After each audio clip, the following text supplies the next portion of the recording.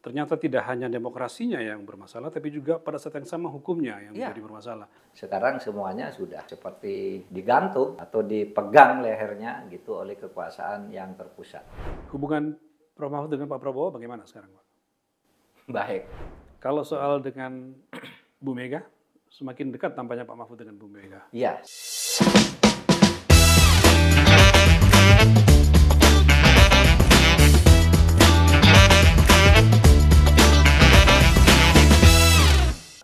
Setelah 24 tahun yang nyaris tanpa putus melanglang buana di berbagai institusi pemerintahan dan mendapat amanah di sejumlah lembaga strategis. Kali ini saya berkesempatan menepi dulu. Menepi sejenak dari dinamika dan riuh rendah politik di dalam pemerintahan, dan saya akan menyaksikannya dari luar. Kali ini saya punya banyak kesempatan untuk merenung sambil mencermati apa yang sedang dan akan terjadi di negeri ini.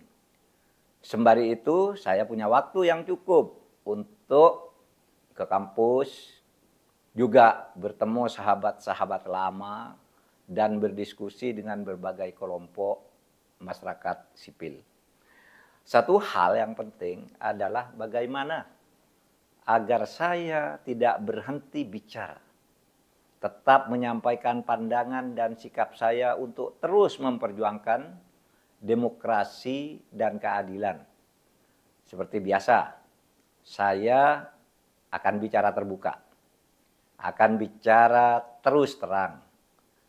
Itu sebabnya saya menuangkan pandangan saya pada podcast ini, yang kedepannya akan saya lakukan secara terjadwal. Saya akan memberikan pandangan tentang berbagai agenda penting bangsa kita, terutama penegakan hukum dan keadilan, pemberantasan korupsi, ini lebih terutama lagi.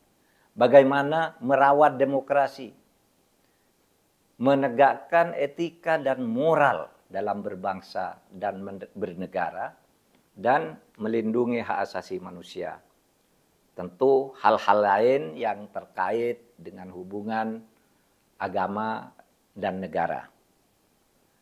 Jadi, saudara, saya akan hadir insya Allah setiap pekan menemui Anda untuk menyampaikan pikiran dan pandangan saya secara terus terang. Saya akan diwawancara oleh seorang yang sekarang berada di depan saya ini. Seorang jurnalis yang sudah malang melintang melakukan wawancara untuk kegiatan jurnalistik. Saya percaya bahwa saudara saya yang di depan ini bisa menyampaikan pertanyaan yang mewakili kepentingan publik, sekaligus memberikan ruang untuk saya menyampaikan pandangan, termasuk masukan bagi bangsa ini. Silakan mau nanya apa sekarang? Prof. Mahfud, 24 tahun sudah Prof. Mahfud memegang amanah pada berbagai lembaga atau institusi strategis di negeri ini. Dan lalu puncaknya, Oktober tahun lalu, Bapak running untuk kontestasi Pilpres dan baru saja selesai. Nah, selama kurang lebih 6 bulan terakhir sebelum Anda running dan sampai sekarang, apa yang signifikan berubah yang Prof. Mahfud lihat dari kondisi bangsa ini, yang itu kira-kira dampaknya bagi masa depan hukum dan demokrasi kita signifikan? Boleh diperdebatkan, tapi saya melihat terjadi sedikit kemunduran di bidang demokrasi dan penegakan hukum yang sifatnya substantif. Demokrasi formalnya sih terpenuhi semua, hukum formalnya terpenuhi semua, tapi substansinya mungkin mutunya menjadi turun dari masa-masa sebelumnya. Disclaimer, bukan karena saya kalah gitu ya, karena sudah saya nyatakan sejak awal kalah ya kalah. tidak ada alasan untuk melakukan perlawanan lagi secara hukum dan mau mencari kemenangan karena merasa misalnya punya alasan untuk membatalkan kemenangan orang. Tapi memang demokrasi kita tuh agak mundur. Sekarang ada demokrasi transaksional itu cukup luar biasa. Kemudian mobilisasi masyarakat oleh institusi resmi negara juga tidak bisa disembunyikan. Meskipun hukum formalnya mengatakan itu tidak ada, tetapi masyarakat dan kita semua merasakan itu. Saya melihat ada kemunduran demokrasi, pun hukum, Mas, hukum. Saya agak cemas juga ya dengan masa depan hukum itu, khawatir terjadi kebiasaan bahwa jika sekelompok elit yang sedang memegang sebagian terbesar kekuasaan itu ingin mencapai sesuatu, lalu dibuat hukum agar keinginan itu tercapai. Sehingga hukum dibuat karena keinginan sekelompok orang yang sedang memegang kekuasaan. Atau tidak dibuat hukumnya, hukum yang ada diubah. Dicari cara prosedur formal agar hukum bisa diubah dan dijelaskan secara formal bahwa itu tidak melanggar. Padahal secara substansi dan etika itu bermasalah. Atau kalau tidak bisa membuat hukum, tidak bisa mengubah hukum, cara yang lebih cepat, pesan putusan ke lembaga peradilan, Mahkamah Konstitusi misalnya, agar hukum ini dibuat begini. Nah, itu yang dirasakan oleh masyarakat. Kalau Anda mau cari buktinya, tentu buktinya kualitatif dan ada di desah-desak kehidupan masyarakat. Tidak bisa dicari di putusan MK, karena kita ini sedang bicara tentang situasi keterkinian kita. Dan itu yang saya cemaskan, jangan-jangan bangsa Indonesia ini berikutnya berpolitik dengan cara seperti itu. Siapa yang berkuasa, berkolusi dengan pengusaha hitam, saya tidak katakan semua pengusaha, berkolusi dengan penguasa hitam, lalu merekayasa hukum, memobilisasi masyarakat agar tujuan politik itu tercapai. Saya potong sedikit. Bapak mengatakan dalam rentang 6 bulan ini, pertanyaan saya, ternyata tidak hanya demokrasinya yang bermasalah, tapi juga pada saat yang sama hukumnya yang menjadi bermasalah. Apa yang terjadi sehingga begitu cepatnya dalam 6 bulan dua faktor penting ini menjadi terdegradasi, Pak? Kalau saya, sentral kekuasaan itu ada di eksekutif. Ya. Ada di eksekutif itu terjadi resentralisasi kekuasaan. Dulu kan zaman reformasi kita itu pikirannya kekuasaan itu harus dipencar. Dipencar ke samping, ke legislatif, dipencar ke yudikatif, dipencar ke bawah melalui desentralisasi ya atau otonomi terbatas. Nah, sekarang ini kita tahu sudah mulai terjadi resentralisasi kekuasaan. Eksekutif merambah ke legislatif, ya, tentu caranya ditempuh cara-cara yang secara formal dibuat. Kemudian yudikatif juga dirambah dengan berbagai cara, ya. Kemudian pemerintahan juga begitu kan, dari bawah itu sekarang desentralisasi yang dulu kita katakan perluas, sekarang semuanya sudah seperti digantung atau dipegang lehernya gitu oleh kekuasaan yang terpusat. Nah, itu kalau kita lihat gambar besarnya. Kita mungkin tidak perlu bicara siapa itu yang melakukan, siapa yang salah. Itu jawabannya panjang karena intinya ini adalah masalah kolektif kita sebagai bangsa. Sehingga kalau kita mau bicara untuk memperbaiki, ya mari kita sadari ini bahwa ini yang sekarang terjadi.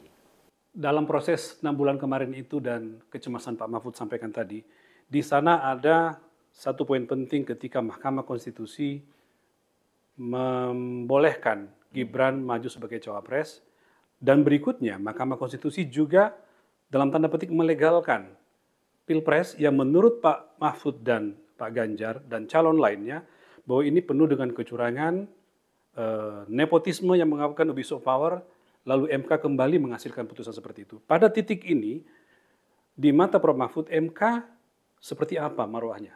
Ya. Nah itu contoh bahwa jika satu keinginan politik ingin dicapai, hukum tidak memungkinkan, hukumnya yang diubah.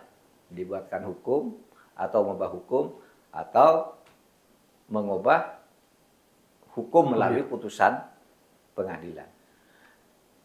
Ini bukan rahasia kan, karena kemudian bahwa putusan nomor 90 itu kan prosedurnya ya dibuat sedemikian rupa, sudah dicabut, dimasukkan lagi di hari libur. Kemudian yang lebih penting dari itu, MK, Mahkamah Kehormatan Mahkamah Konstitusi, itu memutuskan bahwa benar putusan itu cacat moral, cacat etik. Dan hukumannya tidak main-main, etika berat yang dilanggar. Nah ini tidak usah dipersoalkan lagi, itu sudah fakta. Bahwa kemudian Mahkamah Konstitusi kemudian membuat putusan bahwa itu sudah tidak masalah. Ya itu tadi prosedur formalnya memang kalau putusan Mahkamah Konstitusi itu sudah diketok ya harus dianggap benar meskipun salah, kan gitu kan. Di dalam pasal 24 C Undang-Undang Dasar disebut putusan Mahkamah Konstitusi itu bersifat final. Nah itu lalu itu selalu dijadikan alasan. Padahal sebenarnya di dalam hukum yang lebih substantif ada ketentuan yang sekarang dimuat di pasal 17 Undang-Undang Kekuasaan Kehakiman gitu. Sebuah putusan yang cacat etik gitu ya. Itu tidak mempunyai kekuatan mengikat. Nah, kontroversinya di situ karena ini politik. Sekali lagi pemilu bagi saya sudah selesai, Pak Prabowo dan Pak Gibran sudah terpilih. Silakan itu laksanakan sebagai amanat. Tetapi saya mencemaskan hal itu ke depan akan menjadi tradisi dan itu kita mundur begitu banyak ya. Dari yang kita bangun lalu mundur lagi demokrasi kalau itu menjadi tradisi. Ya, pertanyaan berikutnya bagaimana? Kan tidak mungkin itu dibiarkan, Pak. Iya. Marwah MK yang seperti sekarang ini kata orang sudah terjerambab, bagaimana mengembalikan, Pak? Agak susah ya, kecuali ya kita menata ulang dengan penuh kesadaran bersama. Kan ini kan MK itu tidak berdiri sendiri. Ya, ada legislatif, ada DPR, ada presiden. Ya, kemudian ya MK-nya itu sendiri. Nah ini yang saya katakan saya cemas karena memperbaikinya ini tidak mudah. Mulai dari mana? Dalil di dalam politik itu kan orang yang berkepentingan itu akan selalu mengusahakan agar kepentingannya bisa terus bertahan. Ini sudah dibuat format seperti ini, itu pasti orang yang berkuasa ini kecuali punya kesadaran moral dan etik bahwa yang dipertaruhkan itu adalah masa depan bangsa dan negara. Ya saya tidak akan bicara cara memperbaiki berdasar sejarah kehidupan bangsa kita, itu terlalu jauh. Nah itu tidak terlepas juga dengan sekarang misalnya Pak berlangsung upaya revisi Undang-Undang Mahkamah Konstitusi. Nah itu. Nah kalau kemudian ketok palu di paripurna itu terjadi, lalu undang-undang itu disahkan, dan kekhawatiran kita terjadi bahwa hakim-hakim yang dinilai berintegritas itu pada akhirnya berhenti, apa yang Anda bayangkan terhadap MK itu? Tentu MK akan menjadi subordinat dari kekuasaan, bukan subordinat sebagai instrumen konstitusi. Selama ini kan subordinat konstitusi itu seharusnya legislatif, begitu kan? eksekutif, yudikatif. Nah sekarang ini berpindah MK ini menjadi di bawahnya legislatif dan eksekutif. Dan itu membahayakan negara? Menurut saya membahayakan. Kemunduran yang luar biasa. Mungkin malah menjadi tidak perlu ada MK kan. Kalau begitu. Mungkin menjadi tidak perlu ada MK. Karena begini Mas. Saya saya harus cerita ini, Undang-Undang MK itu. Pada tahun 2020 ketika saya menjadi Menteri Polhukam, belum setahun saya jadi Menteri. Ternyata RUU MK itu sudah disepakati untuk diubah, direvisi berdasar putusan sebelumnya gitu ya, sehingga saya tinggal melanjutkan dan lahir Undang-Undang Nomor 7 tahun 2020. Tapi belum 2 tahun, ya, pada tahun 2022, pertengahan 2022 tiba-tiba ada lagi revisi Undang-Undang MK yang bentuknya sudah dalam bentuk surat dari DPR kepada Presiden berdasar keputusan paripurna. Ini DPR punya usul inisiatif untuk mengubah Undang-Undang MK. Nah ini yang sekarang jadi ribut. Karena ketika saya menjadi Menko waktu itu, ya saya layani sesuai dengan ketentuan konstitusi bahwa undang-undang itu harus dibahas dan mendapat persetujuan bersama dari DPR dan pemerintah. Nah saya mewakili pemerintah. Saya tidak memberi persetujuan bersama atas satu pasal. Satu pasal? Satu pasal saja. Isinya setuju, tapi satu pasal itu aturan peralihan itu menurut saya mengancam independensi MK dan juga tidak adil memberlakukan seluruh hakim MK. Begini, pasal 87 itu isinya, kita berpijak dulu pada pasal 23 RUU ini, yang saya atau kita setuju bahwa masa tugas hakim MK itu 10 tahun, tetapi pada 5 tahun pertama dimintakan pertimbangan lagi, konfirmasi pada 5 tahun pertama ya. Jadi 10 tahun, tapi 5 tahun dianggap baik, dikonfirmasi terus saja sampai 10. Nah ini kita setujui 10 tahun. Tapi kan harus ada aturan peralihan. Karena yang berlaku sekarang tidak seperti itu. Aturan peralihannya itu saya anggap tidak tepat dan tendensius dari sudut politik. Karena apa? Isinya begini. Ya. Pada saat diberlakukannya undang-undang ini, bagi hakim MK yang sudah bertugas lebih dari 5 tahun, tetapi belum 10 tahun, itu dimintakan konfirmasi lagi kepada institusi yang mengusulkan. Apakah akan dilanjutkan atau diganti. Nah, pada waktu ini, RUU ini dibahaskan di sekitar awal tahun 2022 sampai deadlock di bulan November. Karena yang lain lancar, tapi yang pasal ini saya tidak setuju. Sebagai pemerintah tidak setuju. Kalau ini diberlakukan, nanti hakim itu menjelang Pilpres ini, dia bisa memutus untuk mengamankan diri agar tidak jatuh saat dikonfirmasi. Iya kan? Pada waktu itu kalau diberlakukan saat itu bisa dilakukan itu. Untuk konfirmasi. Kan pada saat ini diundangkan diminta konfirmasi. Nah nanti yang terkena itu 3 hakim. Yang potensial itu integritasnya dikenal oke lah. Relatif. Ada Saldi Isra, kemudian ada Eni Nurbaningsih, kemudian ada Soehartoyo. Ini kalau disahkan sebelum Pilpres, itu mungkin itu akan menjadi ancaman. Paling tidak secara psikologis. Sehingga waktu itu saya deadlockkan. Saya tidak setuju ini. Yang umum itu kalau ada perubahan undang-undang, biasanya 2 pilihannya. 1, ini berlaku pada periode berikutnya. Ketentuan peralihan sehingga hakim yang ada sekarang ini dianggap sah. Gitu. Sampai habis masa tugasnya. Atau berlaku pada periode berikutnya. Kan gitu.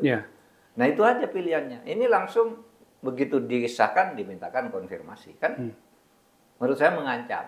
Itu bukan hanya mengancam independensi hakimnya juga, tapi kelembagaannya. Kelembagaannya juga. Iya, kemandirian. Independensi, kemandirian kehakiman, lembaga kehakiman. Iya. Nah itu makanya saya tolak. Itu juga tidak adil karena pasal 87 itu bayangin, pasal 87 itu berisi aturan peralihan untuk yang sudah lebih dari 10 tahun. Yang tadi kan yang 5 belum tahun. 10 tahun. Sekarang sudah lebih dari 10 tahun. Bagi hakim MK yang sekarang sudah menjabat lebih dari 10 tahun, maka nanti berakhir masa tugasnya sesudah kepresnya habis, atau kalau kepres belum habis tapi umur 70 pensiun di saat itu. Ini kan tidak fair memberlakukan satu yang di atas 5 tahun, yang satu di atas 10 tahun. Disitulah Anwar Usman. Nah, di situ Anwar Usman dan Arif masuk. Dia bisa masuk sampai 70, enggak bisa diberhentikan, enak gitu berdasar pasal ini. Itu juga saya tolak waktu itu. Nah, sekarang itu sudah disetujui oleh pemerintah. Itu ya saya tidak bisa berbuat apa-apa karena secara ketatanegaraan kalau Menko Polhukam yang diberi tugas oleh Presiden untuk membahas itu dengan DPR lalu memberikan persetujuan, ya silakan gitu ya. Tapi kalau dilihat berbagai kalangan melakukan protes Pak, keberatan sekarang, sementara pembahasan tingkat pertama selesai, tinggal ketok palu di paripurna. Dalam prakteknya apa mungkin Pak ini karena begitu banyak desakan publik untuk mengatakan bahwa ini jangan dilanjutkan, mungkin tidak Prof. Mahfud ini berhenti di sini lalu dianggap ini tidak jadi gitu? Enggak, pasti akan ketok palu. Hampir tidak pernah ada sesuatu rancangan undang-undang yang sudah selesai di tingkat 1 lalu batal di paripurna itu. Hampir tidak ada. Tidak. Sampai sekarang belum ada. Ya, sehingga ya menurut saya ini sudah tinggal nunggu waktu ketok saja. Gitu. Ya baik Pak, tetapi gejala pelemahan kualitas demokrasi dan penurunan kualitas penegakan hukum sebenarnya kan sudah terlihat ketika Anda menjadi Menko Polhukam.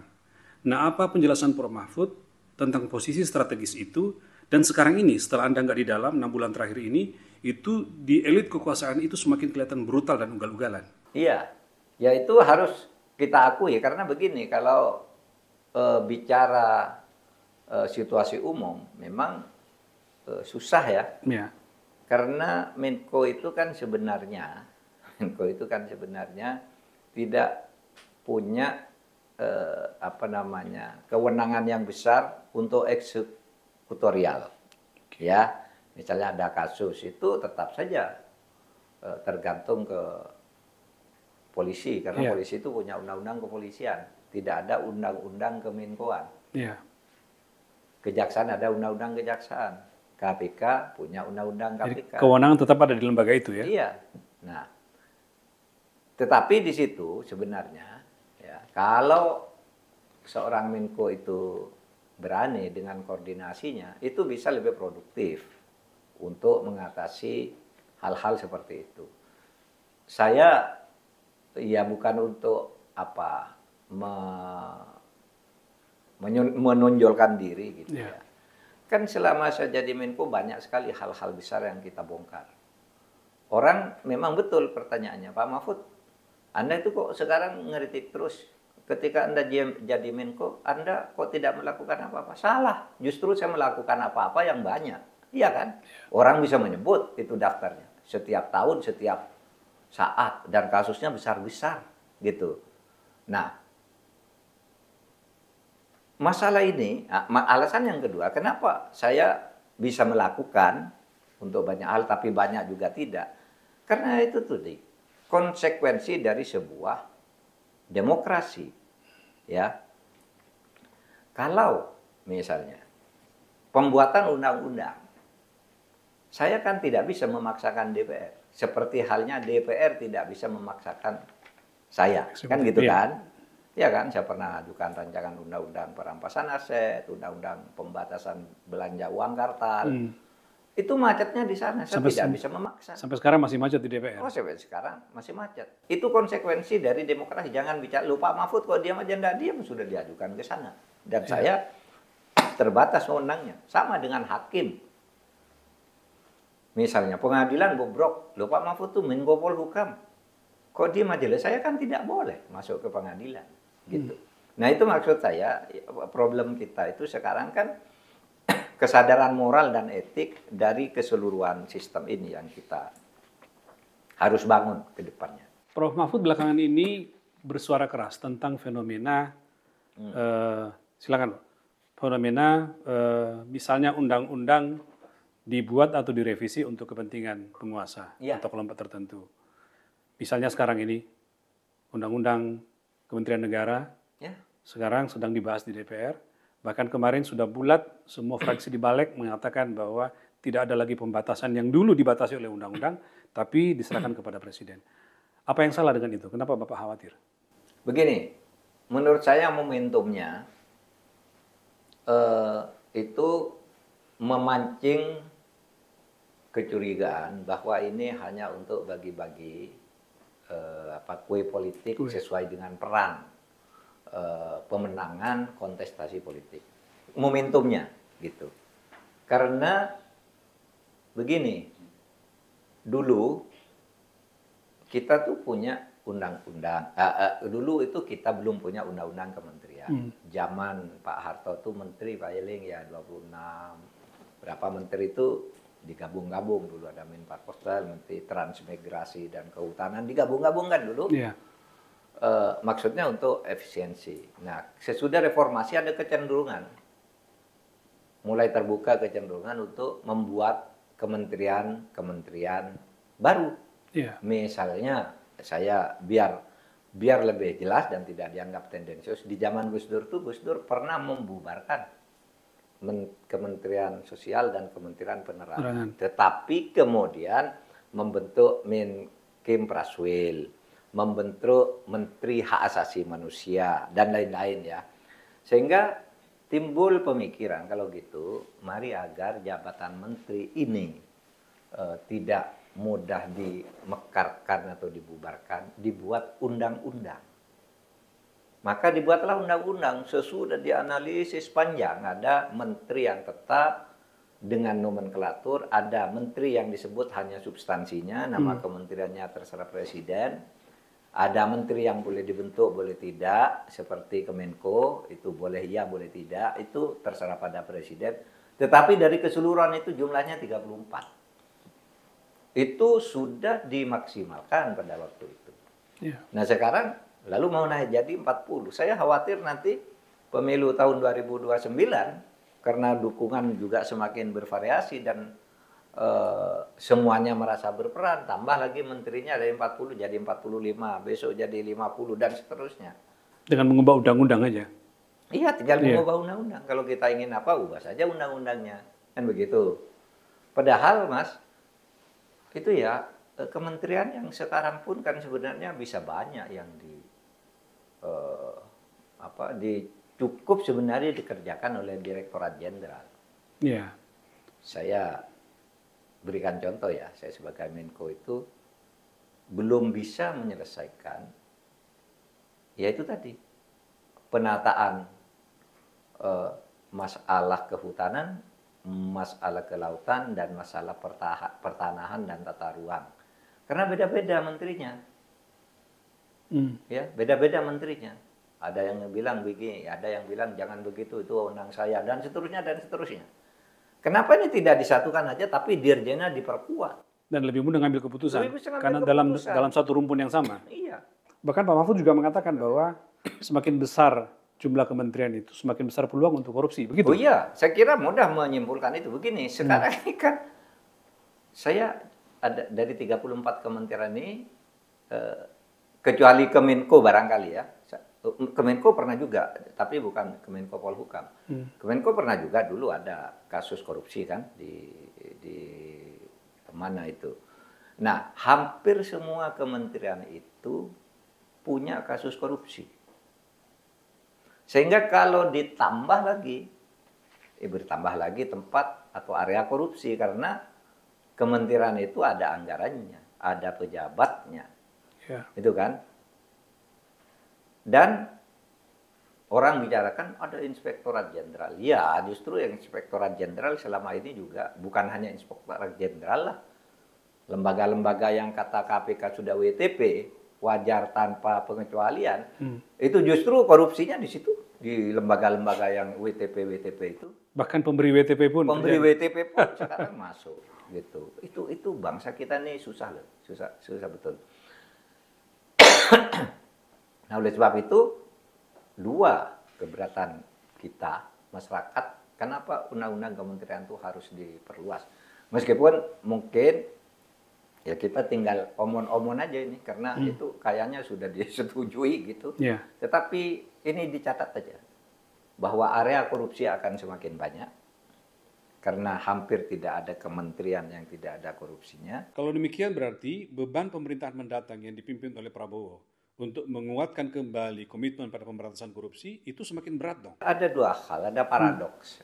Saya selalu senang dengan pernyataan Pak Prabowo. Kami akan membangun bangsa, menyelamatkan negara, dan memberantas korupsi. Ya. Itu janji yang dijanjikan, dan semua rakyat pasti senang. Kita semua senang. Tapi langkah-langkah sementara yang sekarang ini dilakukan menuju pada pembentukan pemerintahan baru, apa sih ini pemberantasan korupsinya, apa ini yang mau? Tidak memberikan indikasi pemberantasan Tidak korupsi justru. memberikan Bahkan indikasi. mungkin berbalik ya. Iya, Bertentangan. belum memberi indikasi apa. Misalnya, KPK ini mau diapakan? Yang sudah jelas terasa itu jauh berbeda dengan KPK sebelumnya. Sekarang ini KPK ini dapat dikatakan sudah disfungsi. Gitu. Ya, karena formalitas, malah Kejaksaan Agung sekarang yang meroket kan. Iya. Iya. Nah, KPK ini sekarang ya seperti itu. Terus mau diapakan? Apa yang akan dikerjakan oleh pemerintahan Pak Prabowo nanti untuk KPK ini? Kan itu. Iya. Saya belum melihat langkah-langkah apa sih untuk memberantas korupsi, untuk menegakkan hukum. Langkah-langkahnya itu. Padahal janji-janji dan komitmen itu disampaikan berkali-kali ya. Yang paling diinginkan oleh rakyat. Iya. Justru itu yang paling diinginkan oleh rakyat. Dan justru itu yang sekarang sedang sangat menghantui kita, mencemaskan kita sebagai bangsa. Oke. Artinya Pak Mahfud belum bisa melihat kira-kira seperti apa nanti wajah pemberantasan korupsi di bawah kepemimpinan Pak Prabowo. Belum melihat. Saya malah masih agak pesimis kalau seperti ini nanti akan lemah. Dibuatkan lagi undang-undang untuk melemahkan. Yang sudah kuat nanti diuji ke MK. Yang uji ke MK itu tidak harus pemerintah, bisa menggunakan tangan orang lain kan. Iya kan? Ya, kamu nguji ke sana, nanti hakimnya digarap, pengadilannya digarap. Iya. Itu bisa dalam teori. Pak, ngomong-ngomong tentang Pak Prabowo tadi, hubungan Prof. Mahfud dengan Pak Prabowo bagaimana sekarang, Pak? Baik dengan Pak Prabowo. Saya tidak pernah merasa ada masalah, ada konflik pendapat maupun konflik pelaksanaan tugas dengan Pak Prabowo. Selama ini bagus. Secara personal pun bagus ya. Artinya Pak Prabowo dengan saya cukup baik lah hubungannya. Sebagai teman, sebagai dia ya? tahu bahwa saya perlu sebagai Menko itu anggarannya kecil dan sebagainya. Lalu saya bilang, nah itu kesan saya tentang Pak Prabowo. Dan selama ini juga saya selalu respect lah, sportif. Saya nilai Pak Prabowo itu orang yang sportif juga. Selama menjadi Menko Polhukam dan dia sebagai Menhan, iya, baik hubungannya. Iya, baik semua. Dia secara terang-terangan kan mengatakan ke publik kalau urusan politik, hukum, keamanan atasan saya di bawah presiden adalah Pak Mahfud. Kalau urusan luar negeri saya harus bicara dengan Bu Retno selalu, begitu dia kan. Artinya sportif dan rajin. Rapat-rapat di Kemenko itu rajin. Bahkan dia sering usul agar Kemenko tuh mengadakan rapat. Rajin dia. Kalau dalam urusan gitu ya. Iya. Jadi ya, makanya saya katakan saya kenal dia, orangnya sportif. Terlepas bahwa kemarin melakukan konsultasi hadapan-hadapan, sekarang nggak ada masalah tetap ya? Oh, nggak ada masalah, nggak ada masalah. Waktu berhadapan-hadapan itu kan hanya di panggung kampanye kan, di debat publik gitu. Kalau di luar itu ya kami baik-baik saja gitu. Bahkan sebelum saya mundur dari kabinet kan juga masih sering ketemu kalau sidang kabinet. Bagus tuh bicara bagus. Ya, saya juga saling menghargai kami. Jadi tidak ada masalah. Itu soal Prabowo, Pak. Kalau soal dengan Bu Mega, semakin dekat tampaknya Pak Mahfud dengan Bu Mega. Iya, saya sesudah saya ditunjuk sebagai cawapres itu ya semakin dekat dengan Bu Mega. Meskipun sebenarnya saya sudah dekat dengan Bu Mega sekurang-kurangnya sejak tahun 2017, 2018. Ketika di BPIP. Ketika kami bekerja di BPIP. Itu saya sering berbicara banyak, Bu Mega juga selalu mengquote gitu ya, saya dalam rapat-rapat itu bagus gitu ya. Nah, lebih-lebih sesudah cawapres yang sekarang ini. Ya, kami semakin dekat karena pertama saya sendiri merasa sangat sangat hormat kepada beliau, hormat dalam arti lebih dari sekedar yang sebelumnya, karena ya terus terang dalam pencawapresan itu kan beliau menghadapi banyak alternatif. Saya bukan alternatif yang menonjol sebenarnya pada waktu itu, ya kan? Kita tahu yang ke PDIP itu ada si A, si B, ada yang sudah kampanye pasang iklan, ada gambarnya muncul di ATM, datang ke Bu Mega bilang enggak gitu, nanti saja gitu. Ketua partai juga gimana sih kok mau ketemu Bu Mega, susah untuk bicara ini dan seterusnya. Tapi tiba-tiba saya dipanggil gitu. Dan pernyataannya itu ya semacam pengakuan kepada saya bahwa negara ini perlu Pak Mahfud. Oleh sebab itu ya kami minta Pak Mahfud yang menjadi calon wakil presiden yang kami usulkan. Karena apa? Ini masalah penegakan hukum, korupsi, aparat yang sewenang-wenang, pelanggaran asasi manusia, Pak Mahfud. Itu bidang Anda selama ini. Reputasi Anda di situ. Saya minta maju di sini. Dan saya kan merasa terhormat dengan itu. Terlebih saya tidak disuruh menyediakan uang untuk itu. Ada yang ragu, apa betul Anda mengeluarkan uang untuk kampanye dan kegiatan sebanyak itu? Betul, sepeser pun enggak saya mengeluarkan. Sudah ditangani oleh TPN, CQ, Bu Mega, Pak Oso gitu ya. Usman Sabta Odang itu selalu ngontrol dia, uangnya untuk itu masih ada apa gitu ya, dan seterusnya. Sama Bu Mega juga selalu ngontrol, itu bisa, kampanyenya bisa jalan tidak terhambat oleh soal-soal keuangan gitu. Jadi betul saya sepeser pun. Nah, sesudah saya kalah, ya itu saya menghadap Bu Mega kan. Sebelum diumumkan kalah, tapi saya sudah tahu surveinya. Saya menghadap Bu Mega sama istri saya. Bu, terima kasih banyak. Saya bilang, Ibu telah mempercayai saya. Dan Ibu menunjukkan komitmen yang kuat pada penegakan konstitusi. Dan yang lebih lagi, ternyata tidak benar pergunjingan bahwa PDIP ini tempat orang mencari jabatan dan membayar. Nah, buktinya Ibu sendiri ke saya tidak keluar sepeser pun.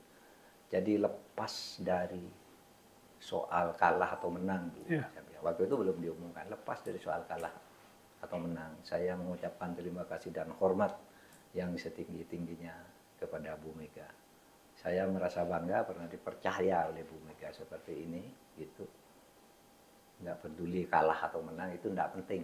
Tapi saya tahu Ibu dan Ibu mempercayai saya. Nah, disitulah terus dia cerita tentang masalah bangsa ini, masalah konstitusi, masalah korupsi, masalah penegakan hukum. Dan saya sering sekali diundang dalam pertemuan-pertemuan terbatas yang bukan DPP PDI ya. Bukan DPP PDIP, karena kalau DPP PDIP tentu saya tidak boleh kan. Karena saya bukan orang dalam PDIP, tapi dalam pertemuan terbatas untuk mengidentifikasi persoalan bangsa kita itu ada Bu Mega punya pertemuan yang dirutinkan sekarang, anggotanya tuh 10 ya. Ya Bu Mega sendiri, lalu dari PDIP itu ada Pak Hasto, ada Pak Andi Wijayanto, saya, Mas Ganjar, lalu ada mantan Wapres, ada mantan menteri, ada macam lah pokoknya 10. Ada peserta tetapnya itu? Iya, anggota tetapnya yang 10 itu. Jadi kita sering berdiskusi, tapi tidak lagi berguncing politik real, tapi bicara masalah bangsa ini ke depannya gimana. Nah itu saya sering diundang, diminta pendapat, disuruh mendengar presentasi gitu. Nah itu saya dengan Ganjar juga begitu, kan ada yang tanya, dengan Pak Ganjar masih lancar hubungan? Ya masih lancar dong gitu. masih sering WA-WA-an, sering ketemu bahkan gitu, janjian ketemu di mana gitu. Ya, saya menanyakan tentang Bu Mega ke Prof. Mahfud kan nomor satu, makin hari belakangan ini makin intens untuk komunikasi. Lalu kita melihat, Prof. Mahfud juga mungkin melihat Bu Mega sebagai tokoh yang punya teguh memegang prinsip, menghormati konstitusi. Nah, dalam kondisi bangsa seperti sekarang ini, yang tadi Bapak mencemaskan, kira-kira seberapa penting dan strategis peran Ibu Megawati, terlepas dia di dalam atau di luar pemerintahan? Menurut saya sangat penting. Bu Megawati itu masanya luar biasa, masanya militan, tunduk dan patuh tegak lurus kepada Bu Megawati, gitu ya. Sehingga pemerintah tidak boleh main-main gitu. Harus tentu akan menjadi perhatian di dunia internasional juga Bu Megawati didengar. Di tingkat bawah juga banyak sekali masanya. Oleh sebab itu ini harus menjadi perhatian.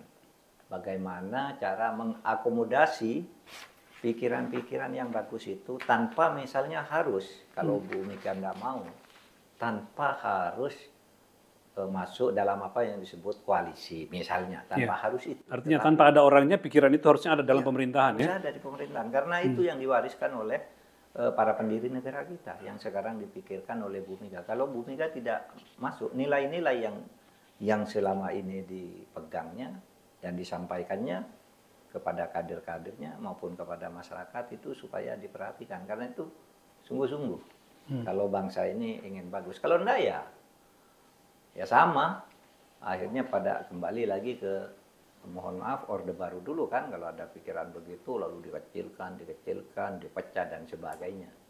Kalau negara ini mau maju, itu di situ peran Bu Megawati. Oke, sekarang tentang Prof. Mahfud ini terakhir nih.